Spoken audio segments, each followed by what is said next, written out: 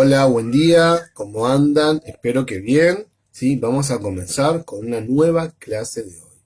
¿Qué vamos a trabajar hoy? Asistencia en crisis. ¿Sí? Teórico de un autor, ¿sí? De un psicólogo social, Alfredo Moffat, ¿sí? Teórico que ya hemos, eh, teórico no, autor que ya hemos ido trabajando, autor, autor del cual ya hemos charlado en reiteradas ocasiones, ¿sí? Tenemos dentro de el contenido teórico de la carrera, ¿sí? Varios teóricos de él, como por ejemplo teoría de la temporalidad, proceso de vida, anillo de marginalidad, octograma. Hoy sumamos, ¿sí? Hoy vemos otro teórico distinto. Hoy vemos asistencia en crisis. Teórico nuevo, teórico que está desarrollado plenamente en un libro propio, ¿sí? De él, que titula Terapia en Crisis. Bien, para comenzar, podríamos empezar preguntándonos, ¿qué es una crisis? ¿Qué es una crisis? Cuando hablamos de crisis, ¿de qué hablamos? Seguramente se nos pasan varias cosas por la cabeza, seguramente se nos pasen varias situaciones. Pero vamos a hacer algo. Vamos a hacer una pequeña actividad. Les voy, ¿sí? a leer 5 definiciones, 5 definiciones de crisis. Lo voy leyendo despacito, si quieren pueden ir copiándolas, ¿sí? Les voy a leer 5 definiciones de crisis, ¿sí? La propuesta es, tienen que escucharla, tienen que copiarla, ¿sí? Y la que ustedes piensen que es la más correcta, remárquenla, destáquenla, ¿sí? Bien, vamos con la primera definición. Situación, circunstancia u obstáculo difícil de resolver o superar. Voy de vuelta. Situación, circunstancia u obstáculo difícil de resolver o superar.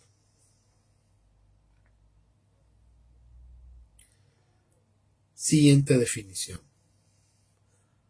Acuerdo formal al que llegan dos o más partes tras hacer ciertas concesiones. Acuerdo formal al que llegan dos o más partes tras hacer ciertas concesiones.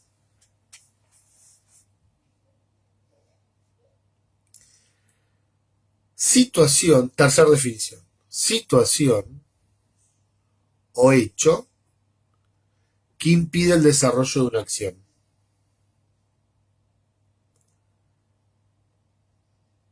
Situación o hecho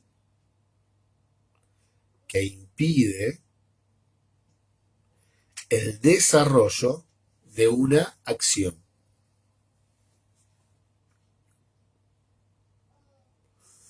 Cuarta definición. Situación grave y decisiva que pone en peligro el desarrollo de un asunto o proceso. Situación grave y decisiva que pone en peligro el desarrollo de un asunto o proceso.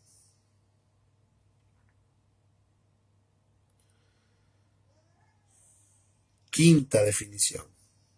Que requiere habilidad esfuerzo, mucho trabajo o inteligencia.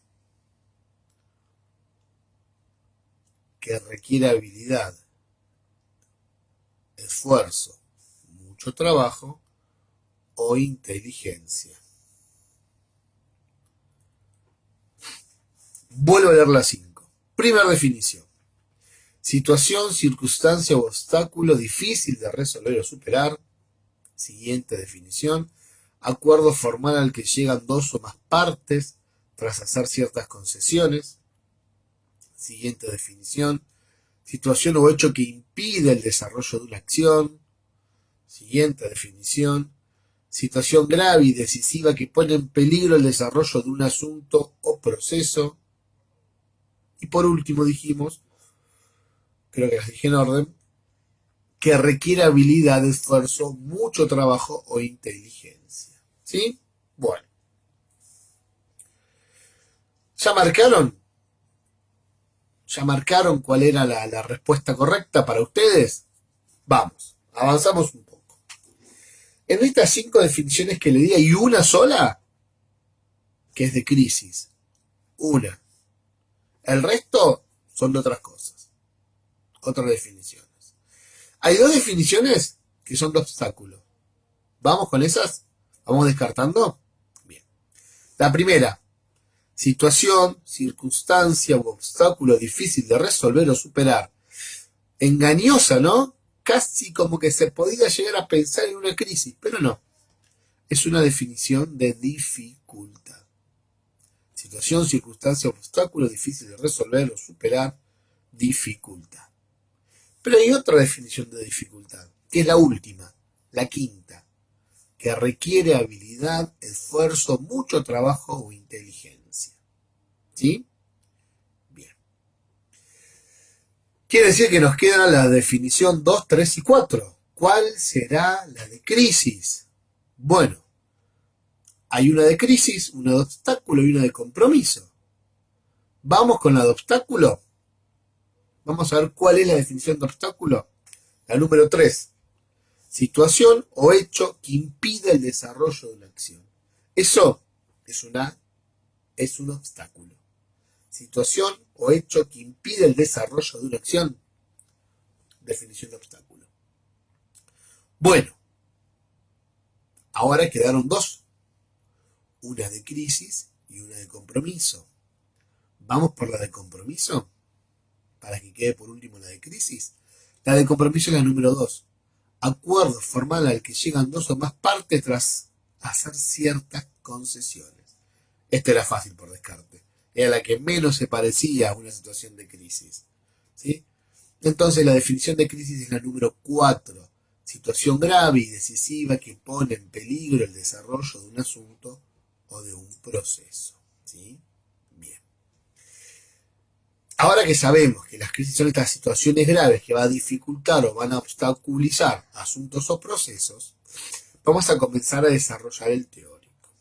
El autor, para desarrollar esta teoría, parte de unas afirmaciones de Pichon-Rivière y a partir de ellas desarrolla su teoría. Dicho sea de paso, ¿sí? El autor del teórico y Pichon-Rivière se conocían, dicen que eran amigos en algún momento, discípulos, ¿sí? Por lo menos Moffat dice eso, no tenemos la posibilidad de escucharlo a Pichon, pero Moffat dice que era amigo de él, que era discípulo de Pichon-Rivière, ¿sí? Tampoco tenemos motivos para no creerles, porque de hecho han trabajado juntos.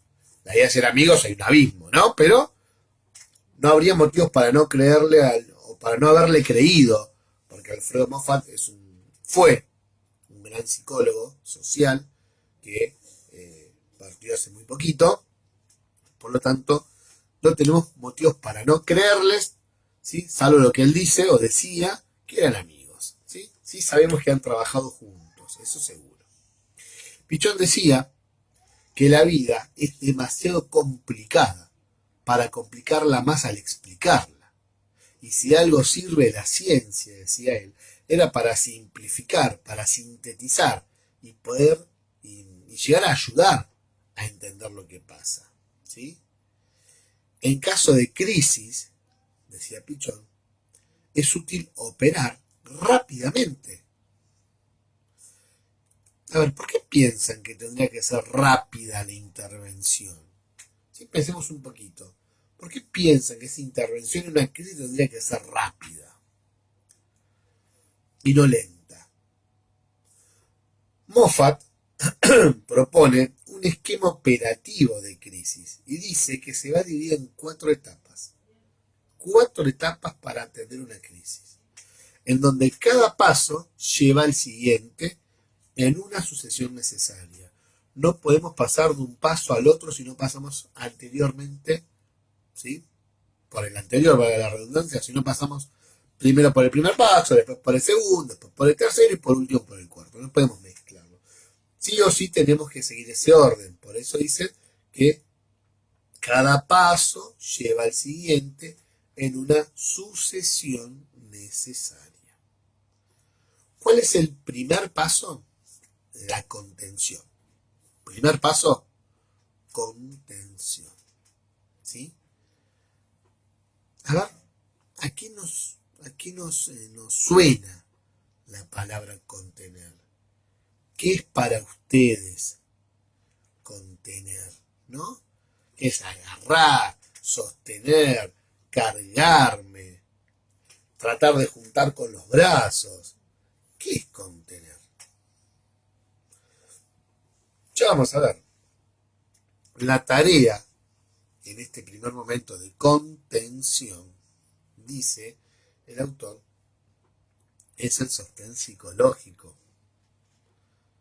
¿Sí? Es el sostén psicológico. Y dirá que esta etapa de contención es la entrada a la operación terapéutica. ¿Por qué? Porque es cuando el paciente se abre a su dolor.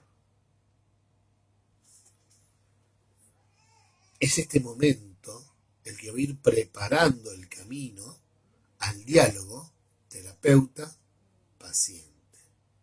Es la etapa en donde el paciente se siente contenido y puede confiar. Esta etapa en la cual, como dijimos, el paciente se siente contenido y puede confiar, tiene 2 momentos. Un primer momento, que es el momento de identificación, y un segundo momento, que es el momento de disociación. Cuando hablamos de identificación, ¿de qué estamos hablando? Bueno, tiene que ver con esta idea de ponerse en el lugar del otro, con esto que solemos llamar empatía. ¿Sí? Moffat decía que es una resonancia espontánea donde me espejo con el otro y me siento el otro. Esto de poder sentir con el otro, de poder ponerme en el lugar del otro, de poder empatizar, saber qué está, tratar de sentir lo que el otro está sintiendo, tratar de poner en sus zapatos, ¿no? Esto de poder, como dice él, sentir el otro, me siento el otro, me espejo en el otro, ¿sí? Entonces, antes que nada, en este primer momento de contención, tengo que ponerme en el lugar de esta persona, tratar de saber o de interpretar qué está sintiendo el otro. Una vez que logro eso, comenzamos con el momento de la disociación, segundo momento de lo que era la contención. Y cuando hablamos de disociación, vamos a decir de arranque que la disociación, ¿qué es? Y, según Blecher, es un recurso instrumental. Viene del psicoanálisis. ¿Qué ocurre acá? El operador, psicólogo social, psicólogo clínico, cualquier operador, rescatista, no sé, cualquier operador, toma distancia psicológica de lo que está pasando y lo ve desde afuera. Es decir, me separo para no involucrarme afectivamente y no contagiarme emocionalmente de lo que está pasando, para saber cómo operar con esta persona que está en crisis. Porque si me contagio afectivamente de su sentir, y en lugar de ayudarlo me pongo a llorar con él, pierdo la objetividad. Y si pierdo la objetividad, no puedo ayudarlo, no puedo trabajar, no puedo operar con él, porque ya me contagié efectivamente. Somos dos personas entonces en una crisis asustadas y llorando juntas. ¿Sí? No estaría cumpliendo mi rol, no estaría cumpliendo con mis funciones. ¿Por qué? Porque me contagié afectivamente. Disociemos, tomemos distancia. Esto se va adquiriendo con el tiempo, es una herramienta. Como dice José Blejar, es un recurso instrumental. Tengo que ir adquiriendo herramientas para adquirir esto de la disociación, de no contagiarme emocionalmente con lo que está pasando. Es lo que en psicología social llamamos distancia óptima. ¿Se acuerdan qué era la distancia óptima? Esa distancia, concepto de Enrique Pichon Rivière, esa distancia prudencial que debo sostener con el otro, porque de no sostenerlo pueden pasar dos cosas. O una cercanía invasiva, ¿sí? Que no me permite o que me contagie emocionalmente lo que al otro le está pasando, o una lejanía tal que no me permite empatizar. Entonces, ni muy ni tan tal, ni agarrarme tanto, acercarme tanto para contagiarme afectivamente con lo que le pasa al otro, ni tampoco ser tan distante como para no saber qué le está sintiendo, qué le está pasando a esta persona. Ni eso, ni lo otro. ¿Estamos? Bien. En síntesis, dice el autor, hay que tener, frase divina de Moffat, hay que tener el corazón, dice él, para entender al otro, pero la cabeza fresca para saber qué maniobra hacer para ayudar. ¿Sí? Me encanta esta frase, me encanta la frase. Esta es una de las frases de Moffat que más me gusta. Hay que tener el corazón para entender al otro y la cabeza fresca para saber qué maniobra hacer para ayudar. ¿Sí? Bien. Segunda etapa. ¿Se acuerdan que dijimos que esta asistencia en crisis, este esquema operativo de crisis, como lo llamamos FAT, se divide en 4 etapas? La primera etapa fue la de contención.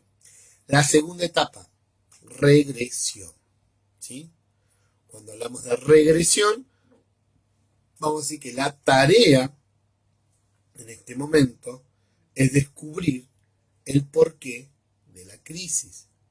Es decir, el paciente ya se siente contenido, ya se siente protegido, ya encuentra un clima de escucha y se abre entonces. Y cuando se abre, ¿sí? Ya que generamos un espacio de confianza donde la persona logre abrirse, comienza a sacar todo eso que lastima. A veces lo pone en palabras, otras veces lo hace a través de catarsis, llanto, ira, enojo, ¿sí? Y a veces ni siquiera lo puede poner en palabras. Interpretación de conductas, ¿sí? Comunicación. Desde el silencio también el paciente está comunicando. O todo lo que es comunicación analógica, ¿sí? Bien. Tercer paso, la explicación. La tarea es, ¿para qué? Es decir qué quiere, ¿para qué está haciendo esto?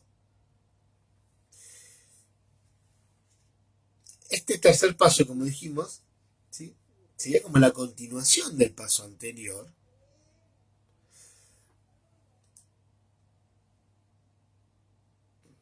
A ver, no quiero confundirlos con este paso. Es como que, a ver, voy a tratar de explicarlo de manera un poquito más sencilla. La tarea es la explicación, el para qué. ¿Sí? El para qué estamos haciendo, es decir qué quiere. Podemos decir que es la continuación, como les decía, del del paso anterior. ¿Por qué? Porque de esta emoción confusa, de esta emoción dolorosa, de este estado emocional en crisis, se pudo llegar a las palabras que fueron colocadas las imágenes internas. ¿Sí? Es decir, pude volcar y poner en palabras lo que me estaba pasando. ¿Sí? Pude volcar esas palabras y convertirlas en imágenes internas. ¿Sí? Imágenes que obviamente van a simbolizar la cultura. Estas imágenes se van a categorizar desde lo ambiguo, desde lo confuso, pero se pueden transmitir. Bueno, a ver, cuando hablamos de la explicación, es esta idea de tratar de explicar estos monstruos que uno tiene dentro, tienen nombre. Y si los podemos nombrar y los podemos identificar, los podemos también controlar. Es la etapa en donde comenzamos a construir un proyecto de vida. ¿Por qué? Porque vamos a elegir el para qué de todo esto. En cambio, la cuarta etapa es la del cambio. Y la tarea tiene que ver con el cómo. Es ayudar al paciente a encontrar una estrategia. Ya fuimos al fondo de la cuestión. ¿Sí? Ya fuimos a ese fondo y tratamos de entender y pudimos elegir por dónde seguir. Fui al fondo de la situación, traté de entender lo que estaba pasando y traté de proyectar algo para mi vida, el cómo seguimos. El objetivo que tiene este esquema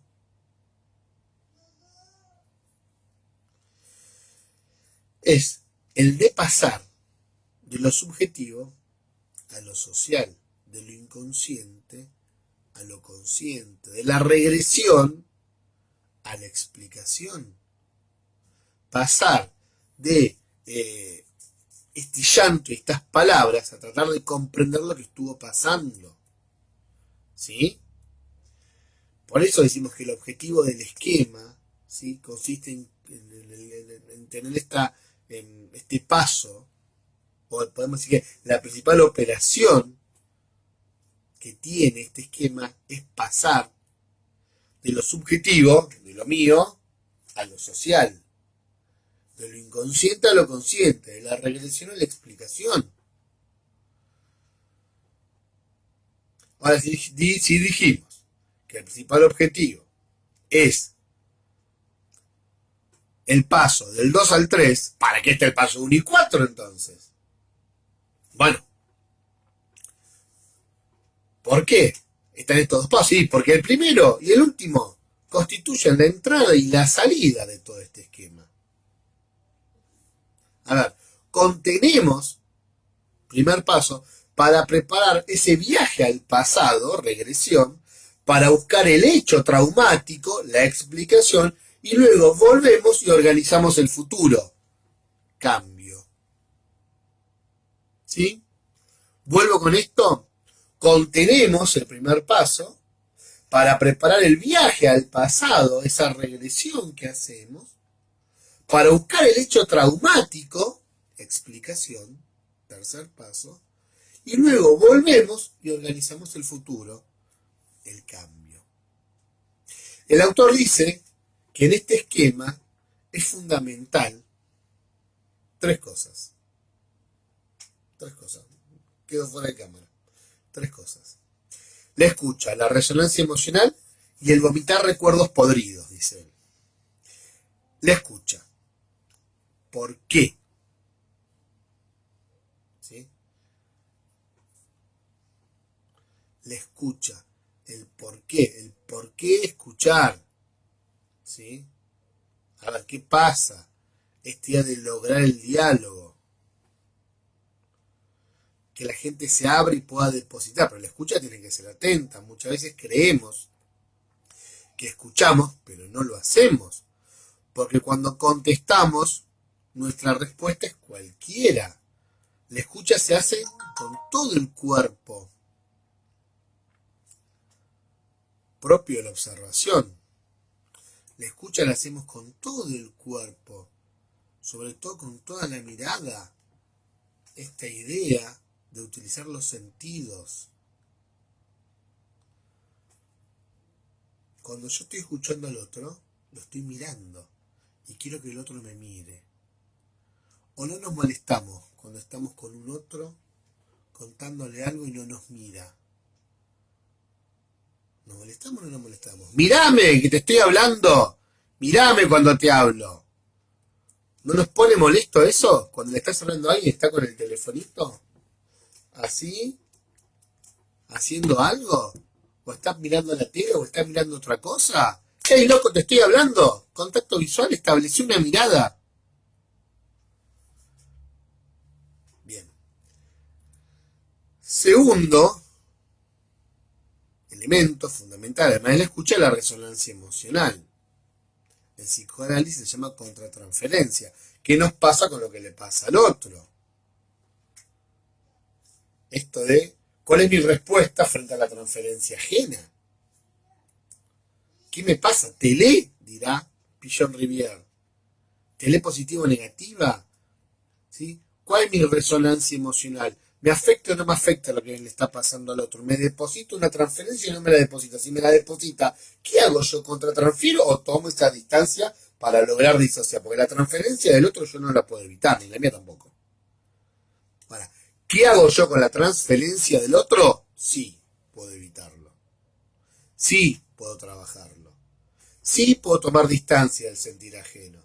Y de eso se trata la disociación. Porque si logro tomar distancia del sentir ajeno o de lo que el otro me está diciendo y no me hago cargo de eso, no voy a contratransferir, ni positiva ni negativamente. Otra de las cosas que dice el autor hay que tener en cuenta, y con esto vamos cerrando, es la idea de vomitar recuerdos podridos. El autor dice que horrible, a ver, no apto para impresionables, esta parte de la charla, ¿sí? No apto. El autor dice que el paciente va a hacer esto.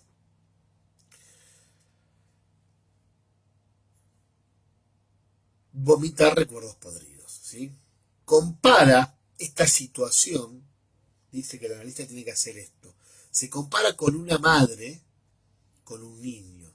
¿Y qué pasa? Cuando la madre vomita, cuando el niño vomita, ¿qué hace la madre? Le sostiene la cabeza y pone una palangana o pone un balde para que el chico siga vomitando. Bueno, el terapeuta también, dice el autor, va a poner una palangana imaginaria. ¿Y qué va a hacer? Va a juntar las escenas que vomita el paciente y trata de ver qué pasó. Lo mismo que haría una madre. A ver, ¿qué comió este? ¿Sí? Tratar, horrible. Dije, no apto para personas impresionables. El paciente va a vomitar, va a alargar todo eso que tiene adentro podrido. Y la madre intentará ver, y el terapeuta intentará ver qué pasó con todo eso. ¿Sí? Bien. Chicos, entonces, hasta acá el teórico del día de hoy. Asistencia en crisis, teórico de Alfredo Moffat, ¿sí? Como les dije, esta asistencia, él va a decir que va a ser un esquema operativo frente a la crisis y que se va a dividir en 4 etapas. La de la contención, con su momento de, dijimos, ¿se acuerdan? De identificación y de disociación. La de regresión, el momento también de explicación, el momento de cambio y por último, ¿sí? Estos 3 elementos fundamentales del esquema, que es la escucha, la resonancia emocional y el vomitar recuerdos podridos. Y termino con esta frase que tanto me gusta de él, ¿sí? Contenemos Hoy estuvimos con varias frases. Yo estuve con varias frases de Alfredo Moffat, ¿sí? Esta idea de, la primera que me llegó al corazón es esta: hay que tener el corazón para entender al otro y la cabeza fresca para saber qué maniobra hacer para ayudarlo. Y por último, esta última frase que él dice: contener para preparar el viaje al pasado, para buscar el hecho traumático, y luego volvemos y organizamos el futuro. Chicos, organicemos entonces nuestros futuros. Hasta acá la clase del día de hoy. Muy buena jornada.